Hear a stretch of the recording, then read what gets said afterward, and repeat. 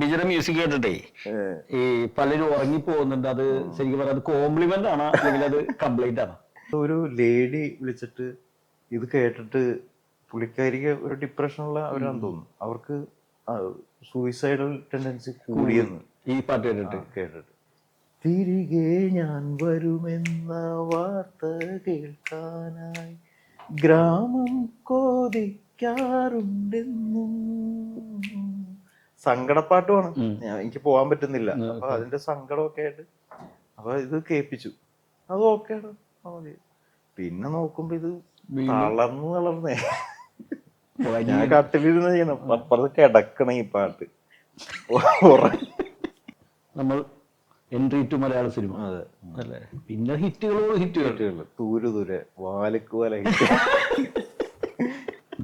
പിന്നെ സിനിമ നല്ലതായിരിക്കണമല്ലോ. അല്ലാതെ പാട്ട് കൊണ്ട് മാത്രം ഹിറ്റ് ആവുക എന്ന് പറയുന്ന പരിപാടി എനിക്ക് തോന്നുന്നില്ല. ചിലപ്പോ വെളുപ്പാൻ കാലത്തൊക്കെ എനിക്ക് അങ്ങനെ തോന്നിയിട്ടുണ്ട്, നല്ല ട്യൂണാണല്ലോന്നൊക്കെ. പിന്നെ എന്ത് ചെയ്താലും പിന്നെ അപ്പൊ ഫോണൊക്കെ എടുത്ത് റെക്കോർഡ് ചെയ്യാൻ ബോംബെയില് നാഷണൽസ് ഞങ്ങള് പോയപ്പോ അതിന്റെ തലേ വർഷം നിങ്ങള് കർണഭാരത്തിന് പോയി. അപ്പൊ ഞങ്ങള് പോയ സമയത്ത് ബോംബെ യൂണിവേഴ്സിറ്റിയാണ് ഹോസ്റ്റ് ചെയ്തത്. അതിന്റെ ചെയർമാൻ എന്ന് പറയുന്നത് വിവേക് ഒബ്രോയ്, നടനാണ്.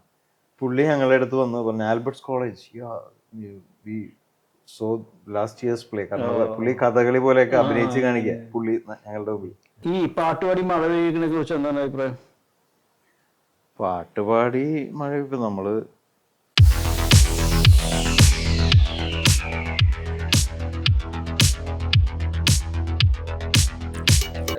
ബിജുടെ മ്യൂസിക് കേട്ടിട്ടേ ഈ പലരും ഉറങ്ങി പോകുന്നുണ്ട്. അത് ശരിക്കും പറയാം അത് കോംപ്ലിമെന്റ് ആണോ അല്ലെങ്കിൽ അത് കംപ്ലൈന്റ് ആണോ? അല്ല, അത് പറയണ ആളുടെ പോലെ ഇരിക്കും. കാരണം എനിക്ക് ഉറക്കം കുറവാണ്. അപ്പൊ ഈ ഉറങ്ങി പോകുന്നു എന്ന് കേൾക്കുമ്പോ, കാരണം ഞാൻ ഈ ഉറങ്ങണവരെ പെട്ടെന്ന് അങ്ങനെ വിളിച്ചുണർത്താറില്ല, നമ്മുടെ ഈ കൊതി കാരണം. അതുകൊണ്ട് ഈ ഉറങ്ങുന്നു എന്ന് കേൾക്കുമ്പോ സന്തോഷമാണ്. ഈ ചില സന്തോഷം, ഈ ഡാർക്ക് സന്തോഷങ്ങളുണ്ട്. ഇപ്പൊ ഈ ആകാശമായുള്ള എന്ന് പറഞ്ഞ പാട്ടില്ല, അത് കേട്ടിട്ടൊരു കുറെ പേര്, ഞാൻ ഇതുവരെയും എന്റെ പാട്ട് ഇത്രയും പേര് വിളിച്ചിട്ടില്ല, അത്രയും ആളുകൾ. അതിനകത്ത് ഒരു ലേഡി വിളിച്ചിട്ട് ഇത് കേട്ടിട്ട് പുള്ളിക്കാരിക്ക് ഒരു ഡിപ്രഷനുള്ള അവരാന്ന് തോന്നുന്നു. അവർക്ക് സൂയിസൈഡൽ ടെൻഡൻസി കൂടിയെന്ന് ഈ പാട്ട് കേട്ടിട്ട്. അപ്പൊ ഞാൻ ചിരിക്കണോ കരയണോ ആയി പോകുന്നൊരവസ്ഥ ഉണ്ടല്ലോ. പാട്ട് ഏറ്റു, പക്ഷെ അതെങ്ങനെ ഏക്കുന്നു എന്നുള്ളത് വലിയൊരു ഇതാണ്. പിന്നെ ഒരു കമന്റ് ഉണ്ട്, ഞാൻ പലയിടത്തും പറഞ്ഞിട്ടുണ്ട്. അതായത് ഇത് കേൾക്കുമ്പോ ഒരു പെണ്ണിനെ പ്രേമിക്കുകയും അവൾ തേച്ചിട്ട് പോവുകയും ചെയ്തതിന് ശേഷം പാടാൻ പറ്റിയെങ്കിൽ എന്ന് തോന്നിപ്പോകുന്നു. അടുത്ത കാലത്ത് ഏറ്റവും ഹിറ്റായ ഒരു പാട്ട് അതായിരിക്കും. അത് ഡിപ്രഷനുള്ള ആൾക്ക് കൂടുതൽ ഡിപ്രഷൻ ഉണ്ടാക്കുന്ന ഒരു പാട്ട് വന്നിട്ടുണ്ട്. അങ്ങനെ ഉണ്ടാവും. അതൊക്കെ വരിയുടെയും കൂടി ആകാശമായകള് മറ്റേ സൂയിസൈഡ് ചെയ്യാൻ പെൺകുട്ടി പിന്നെ വിളിച്ചാ പിന്നെ വിളിച്ചില്ല, അവരുണ്ടായില്ല. അങ്ങനെ വിളിയൊന്നും പിന്നെ റിപ്പീറ്റ് ചെയ്ത് കേൾക്കാനുള്ള ത്രാണിയൊന്നും നമുക്കില്ല. അവരോട് അതൊന്നും ചെയ്യരുതെന്ന് പറഞ്ഞാൽ അതൊക്കെ ഞാൻ പറഞ്ഞത് ഒന്നും ശരിയല്ല പറഞ്ഞത്. ഈ മൊബൈൽ റിംഗ് ടോൺ സ്വന്തം ട്യൂൺ ആക്കിയാല് ബോറടിക്കുമെന്ന് ഒരാൾ ചോദിച്ചിട്ടുണ്ട് കേട്ടോ. മൊബൈൽ റിംഗ് ടോണേ സ്വന്തം ട്യൂൺ ആക്കിയാല് ബോറടിക്കുമെന്ന്. ബോറടിക്കും, ഉറപ്പായിട്ടും ബോറടിക്കും. എന്തിനാ ബോറടിക്കും? എന്റെ റിംഗ് ടോൺ ബോറടിക്കും. കാരണം ചിലത് നമ്മള് കുറച്ച് നാൾ കേൾക്കും, അത് കഴിഞ്ഞിട്ട് പിന്നെ നിർത്തും കേൾക്കല്. പിന്നെ കുറെ നാളുകൾക്ക് ശേഷം കേൾക്കുമ്പോ ഒരു പുതുമ തോന്നുന്നു മാത്രമേ ഉള്ളൂ. അല്ലാതെ നമുക്ക് സ്ഥിരമായിട്ട്, കാരണം ഇത് ഉണ്ടാക്കുന്ന പ്രോസസ് എന്ന് പറഞ്ഞാല് നമ്മള് സാധാരണ മ്യൂസിക്കിന്റെ ഒരു ആസ്വാദനം അതിൽ കുറവായിരിക്കും.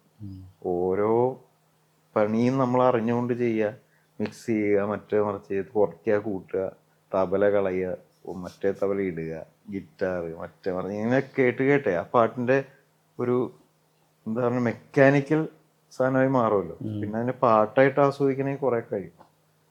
അതാണ് അങ്ങനെയുണ്ട്. പബ്ലിക്കിലൊക്കെ പോയിരിക്കാൻ നേരത്തെ ഒരു പാട്ടൊക്കെ പാടാൻ പറയാൻ അല്ലേ, അങ്ങനെ പറയുമ്പോ നമുക്ക് രണ്ടുപേരും പാടും. കാരണം ഇത് പാടിയില്ലെങ്കിൽ ദേഷ്യം വരും ആൾക്കാർക്ക്. അതൊരു സോഷ്യൽ സൈക്കോളജിയാണ്. പാടിയില്ലെങ്കിൽ വെറുക്കപ്പെട്ടവനെ നമ്മള്, അത് ഉറപ്പാണ്.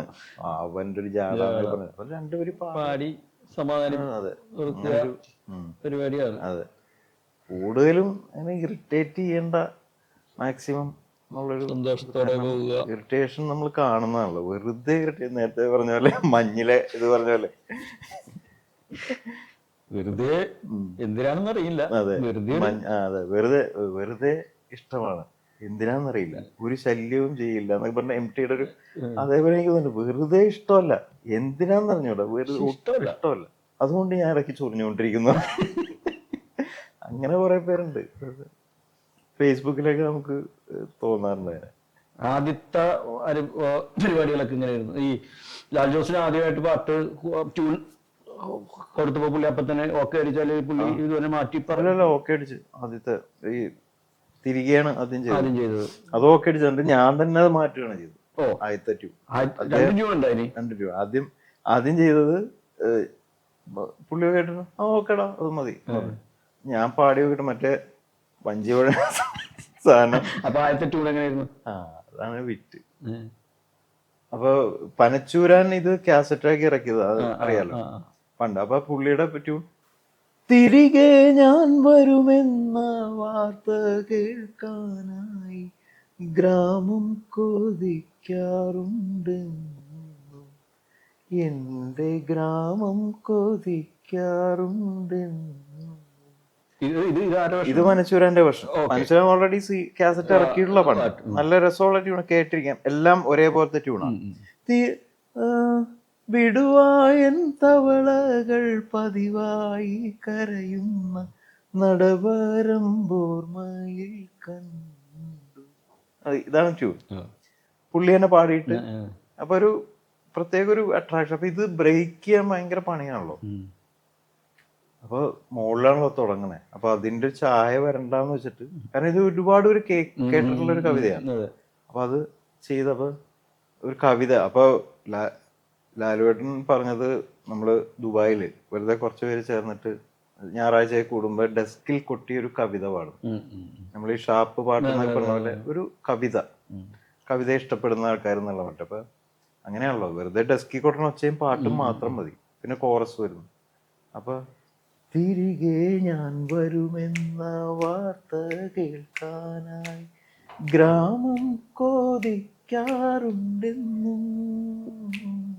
സങ്കടപ്പാട്ടുമാണ്, എനിക്ക് പോവാൻ പറ്റുന്നില്ല. അപ്പൊ അതിന്റെ സങ്കടമൊക്കെ ആയിട്ട് അപ്പൊ ഇത് കേൾപ്പിച്ചു. അത് ഓക്കെയാണ്, മതി. പിന്നെ നോക്കുമ്പോ ഇത് വളർന്നേ. ഞാൻ കട്ടിലിരുന്ന് ചെയ്യണം, അപ്പുറത്ത് കിടക്കണ ഈ പാട്ട് ഉറങ്ങിയിട്ട്. അങ്ങനെ ഒരു അത് മറ്റേ എന്തിനാ ഹയ്യെ പേടിക്കണ എന്തിനാ, നമുക്ക് വേറെ ട്യൂൺ ഉണ്ടാക്കിയതല്ല. പെട്ടെന്ന് അങ്ങനെ കൊള്ളിക്കാൻ തിരികെ ഞാൻ വരും, തിരികെ വരുവാണല്ലോ, പോണല്ലോ.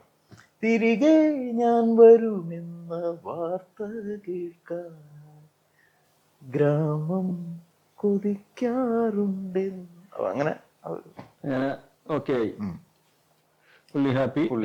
അതോടെ നമ്മൾ എൻട്രി ടു മലയാള സിനിമ. അല്ലേ? പിന്നെ ഹിറ്റുകൾ തൂരെ വാലിക്കുവല ഹിറ്റിന്റെ മഹാമഴ, പെരുമഴക്കാലം. ഫ്ലോപ്പ് ഉണ്ട് അതിന്റെ ഇടയിൽ? ഫ്ലോപ്പുകളേ ഉള്ളൂ. ഫ്ലോപ്പുകളൊന്നും ഭാഗ്യവശാൽ അറിഞ്ഞിട്ടില്ല, കേട്ടിട്ടില്ല. കാരണം ഈ പടം ഹിറ്റായാലാണല്ലോ അല്ല പാട്ടുകൾ ഹിറ്റാകുന്നത്. പടം ഫ്ലോപ്പ് ആയാലും പാട്ടുകൾ ഫ്ലോപ്പ് ആവുന്നു. അങ്ങനെയില്ലല്ലോ. പക്ഷെ പടം ഫ്ലോപ്പ് ആയാലും പാട്ടുകൾ, ചില പാട്ടുകളൊക്കെ ഹിറ്റാറുണ്ട്. ഞാൻ നേരത്തെ പറഞ്ഞ പിൽക്കാലത്തൊക്കെ തെളിഞ്ഞെളിഞ്ഞ് വരാറുണ്ട്. വിജിയുടെ പാട്ടുകൾ കൊണ്ട് ഹിറ്റായ പടങ്ങൾ വല്ലതും ഉണ്ടോ? അങ്ങനെ വല്ലതും? പാട്ടുകൾ കൊണ്ട് പടം ഹിറ്റായ ശങ്കരാഭരണം പോലത്തെ അങ്ങനെയൊക്കെയുള്ള പാട്ടുകൾ ചിലപ്പോ ഒരു ഗേറ്റ് വേ ആയിരിക്കും പടത്തിലേക്കുള്ള. ഇപ്പൊ മഹേഷിന്റെ പ്രതികാരം, ഇപ്പൊ മലമേലെ നേരത്തെ വന്നു, അത് അത്യാവശ്യം ഇത് ചെയ്തു. അപ്പൊ അതൊരു വാതിൽ തുറക്കും. പിന്നെ സിനിമ നല്ലതായിരിക്കണമല്ലോ, അല്ലാതെ പടം പാട്ടുകൊണ്ട് മാത്രം ഹിറ്റ് ആവുക എന്ന് പറയുന്ന പരിപാടി എനിക്ക് തോന്നുന്നില്ല. ഈ ബാക്ക്ഗ്രൗണ്ട് സ്കോർ കൊണ്ട് പോക്കാൻ പറ്റും? ഉറപ്പായിട്ടും പറ്റും, താത്താനും പറ്റും. അതുപോലെ തന്നെ നമ്മളിപ്പോ കമ്പോസ് ചെയ്ത പാട്ട് കേട്ടിട്ട് കഥയ്ക്ക് വല്ല മാറ്റങ്ങൾ അങ്ങനെയൊക്കെ വരുത്തിയിട്ടുണ്ടോ ഡയറക്ടർ? പാട്ട് കേട്ടിട്ട് ഇപ്പൊ ഈ അറബിക് കഥയെ പോലും ഞാൻ പറഞ്ഞില്ല, സിറ്റുവേഷൻ ഇതായിരുന്നു, കൊട്ടിപ്പാട്. ഈ പാട്ട് കേട്ടതിന് ശേഷം പുള്ളി അത് വലുതാക്കി സിനിമ. ആ പാട്ട് സീൻ രംഗവും അത് വലിയ മൊണ്ടാഷാക്കി മാറ്റി ആ സിനിമ. അതുപോലെ തന്നെയാണ് ചോര വീണ മണ്ണിൽ. ചോര വീണ മണ്ണിലെ ഒരു പാർട്ടി, ചെറിയൊരു കേരളത്തിലെ ഒരു പാർട്ടി ഒരു ലോക്കൽ സമ്മേളനത്തില് അവിടത്തെ ഒരു കമ്മ്യൂണിസ്റ്റ് ലെഫ്റ്റിസ്റ്റ് കവി മൈക്കിൽ പാടുവാണ്, ചോര വീണ അത്രേ ഉള്ളൂ. അപ്പൊ ഞാനിത് ചെയ്തപ്പോ കുറച്ച് കോറസ് ഇതും കുറച്ച് ഹാർമണിയൊക്കെ ചെയ്തു കൊടുത്തു. ആ പുള്ളി ഭയങ്കരമായിട്ട് എക്സൈറ്റഡ് ആയിരുന്നു. അത് ഞാൻ അത് പിന്നെ വലുതാക്കി അങ്ങനെ ചെയ്തു. അങ്ങനെ ചില സിനിമകളിലൊക്കെ അങ്ങനെ വരാറുണ്ട്. പാട്ട് കേട്ടിട്ട് അതിനനുസരിച്ച് മാറ്റാറൊക്കെ ഉണ്ട്. ഇപ്പൊ ഡാ തടിയാന്ന് പറഞ്ഞ പാട്ടില് മേലെ മോഹവാനം എന്നുള്ള പാട്ട്, അപ്പൊ ഞാന്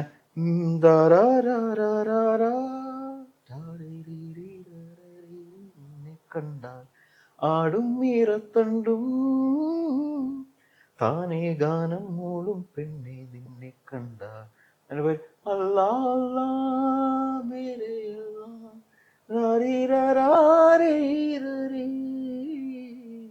ഇത് അങ്ങനെ വെറുതെ എന്റെ വായിൽ തോന്നിയ ട്യൂൺ ഇട്ടപ്പോഴേ.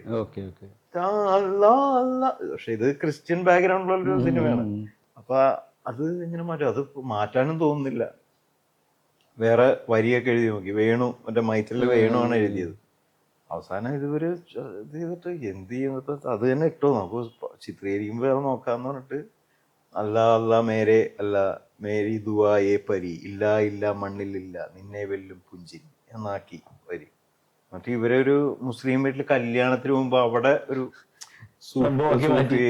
ഒരു ഖവാലി നടക്കുന്ന പോലെയൊക്കെ ആക്കി അങ്ങനെ ചെയ്തു. അങ്ങനെ ചില പാട്ടുകളിൽ അങ്ങനെ ഇഷ്ടപ്പെടുമ്പോഴോ അല്ലേ അങ്ങനെ ഇതൊക്കെ വരാം. ഈ നമ്മൾ ട്യൂണേ രാത്രി കിടക്കാൻ നേരത്ത് ഓർക്കുമായിരിക്കും ചിലപ്പോ, പിറ്റേ ദിവസം കാലത്ത് എന്നിട്ട് ചിലപ്പോ മറന്നുപോയാലും ചെയ്യും. മറന്നുപോയാൽ അത് പോവും, പിന്നെ എടുക്കാൻ പറ്റില്ല. എഴുതി വെക്കാൻ പറ്റില്ല. എഴുതി വെക്കാൻ വലിയ റെക്കോർഡ് ചെയ്തൊക്കെ വെക്കാം. പക്ഷെ അത് ചിലപ്പോ വെളുപ്പാൻ കാലത്തൊക്കെ എനിക്ക് അങ്ങനെ തോന്നിയിട്ടുണ്ട്, നല്ല ട്യൂണാണല്ലോ എന്നൊക്കെ. പിന്നെ എന്ത് ചെയ്താലും പിന്നെ അപ്പൊ ഫോണൊക്കെ എടുത്ത് റെക്കോർഡ് ചെയ്യാൻ അങ്ങനെയൊക്കെ ട്യൂണൊക്കെ. പക്ഷെ ഈ നല്ലതാണെന്ന് അപ്പൊ തോന്നണതാണോ പിന്നെ പകലാലോചിക്കുമ്പോ വെറുത്തു പോകുന്ന അറിഞ്ഞൂടാ. അങ്ങനെയുണ്ട്. നമ്മൾ ചില മൊമെന്റില് അങ്ങനെ സംഭവിക്കാൻ നമ്മള് ചില എക്സൈറ്റഡ് ആയിട്ടൊരു ട്യൂണൊക്കെ ചെയ്തു പൊളിക്കുന്നൊക്കെ പറഞ്ഞിട്ട് പിറ്റേ ദിവസം കേൾക്കുമ്പോഴേ അയ്യേ വൃത്തികെട്ടവൻ നമുക്ക് തോന്നുന്ന കുറെ ഇൻസിഡൻസ് ഉണ്ട്. എങ്ങനെയാണ് പരിപാടികൾ ഉണ്ടായത്? മ്യൂസിക് കോളേജ് പഠിക്കുമ്പോ എവിടെയാണ് പഠിച്ചത്? എന്താണ് പഠിച്ചത്? എന്നോട് തന്നെ ചോദിക്കാം. കോളേജ് വിദ്യാഭ്യാസമൊക്കെ എവിടെയായിരുന്നു? ആൽബർട്സില്. കോളേജ് ആൽബർട്സില്. അന്ന് താങ്കള് നാടകത്തില്, ഞാൻ ഓർക്കണത് പ്രീ ഡിഗ്രിക്ക് പഠിക്കുമ്പോഴാണ് നിങ്ങളുടെ ഏത് നാടകമായിരുന്നു? കർണഭാരമല്ല, രാജാവിന്റെ ചെണ്ട കളിക്കുന്നു. അന്ന് ഈ പറഞ്ഞ പോലെ ഈ നാടക ടീം, ആൽബർട്സ് നാടക ടീമിനോടുള്ള ഒരു ബഹുമാനം, ആ സാധനം അതിപ്പോഴും ഉണ്ട്. അന്ന് ഞാൻ നാടകം കളിച്ചല്ലോ, മീഡിയയില് കളിച്ചല്ല, നാഷണൽസിലൊക്കെ പോയല്ലോ. അത് ഈ രാജാവിന്റെ ഉണ്ടാക്കിയ ഒരു പ്രകമ്പനമാണ്. പക്ഷെ കർണഭാര അതിന്റെ ഒക്കെ പിന്നാലെ നടക്കുമായിരുന്നില്ല, മ്യൂസിക് എന്നൊക്കെ പറഞ്ഞ് നടക്കുമായിരുന്നില്ല. മ്യൂസിക്കൊക്കെ നിങ്ങൾ തന്നെ പാടിക്കൊണ്ടിരുന്നത്. പക്ഷെ രസമായിരുന്നു. 7 കൊല്ലം പഠിച്ചു. നീ അവിടെ നിന്ന് ബി എ കഴിഞ്ഞ് രക്ഷപ്പെട്ട് മഹാരാഷ്ട്രയിൽ പോയി. അവിടെ നാടകം പരിപാടിയൊക്കെ വളർത്തി അല്ലെ?